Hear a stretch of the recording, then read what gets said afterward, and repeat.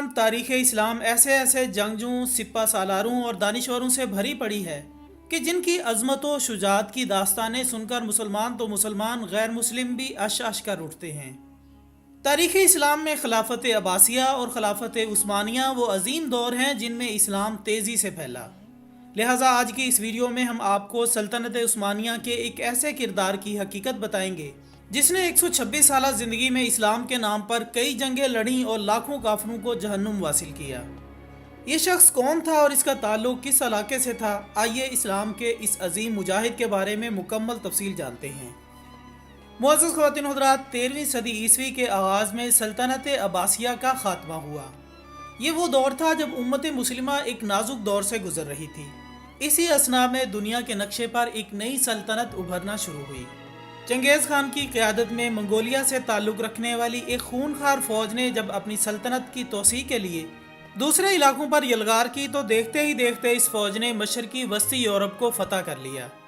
यही नहीं बल्कि इस जंगजू फ़ौज ने बरसगीर चीन और खलीज फ़ारस तक के इलाका जात पर अपनी ताकत की धाक बिठा ली और इसके बाद यहाँ हुकूमत कायम करने में भी कामयाब हो गई। नाजरीन, मंगोल फ़ौज ने जुल्म व बर्बरियत की जो दास्तानें रकम की वो रहती दुनिया तक तारीख़ के स्याह सफ़ात का हिस्सा रहेंगी।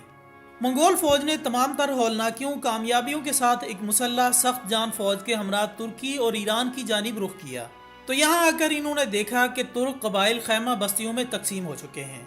तुर्क खाना बदोश थे और कबाइल में बटे हुए थे।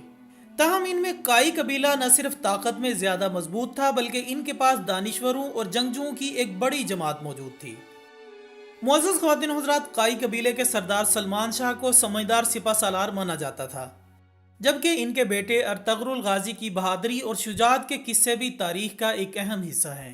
ताहम काई कबीले की असल ताकत एक नहायत ही बहादुर शख्स को माना जाता था। मुहक्किकीन ने इस शख्स का नाम तुर्गुत गाजी के तौर पर कुतब में दर्ज किया है। तुर्गुत गाजी इस्लाम के इन मुजाहिदीन में शुमार होते हैं जिन्होंने करीबन एक सदी तक इस्लाम की रोशनी को दुनिया के कोने कोने में फैलाने की खातिर कुफार से जंगें लड़ी। तारीख इन्हें इसलिए भी जानती है कि इनकी शुजाअत व बहादुरी बेमिसाल थी।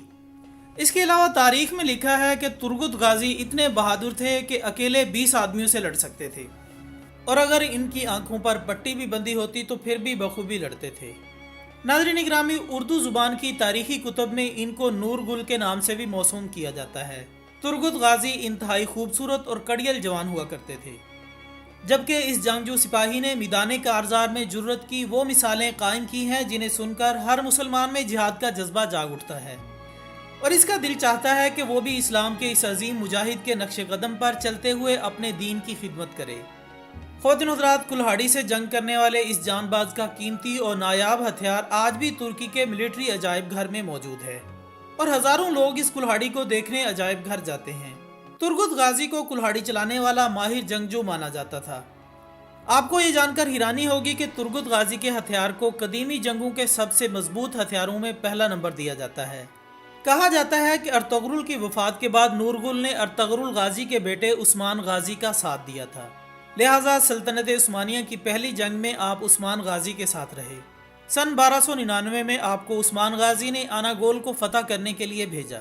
आपने अनागोल को फतह किया और 36 साल तक इस तारीखी शहर के गवर्नर रहे। मुअज़्ज़ज़ दोस्तों, तुर्गुत गाजी का इंतकाल भी एक मशहूर जंग के दौरान हुआ। उन्होंने 126 साल की तवील उम्र पाई। चुनाचे इनकी वफात पर पहले तो इन्हें वफादार दोस्त अर्तगरुल गाजी के मकबरे में गाजी के दामन में दफन किया गया, लेकिन फिर किसी अहम वजह की बिना पर इनकी लाश को बाद अज़ां अनियोल शहर मुंतकिल किया गया, जो कि सबसे पहले तुर्गुत गाजी ने फतह किया था।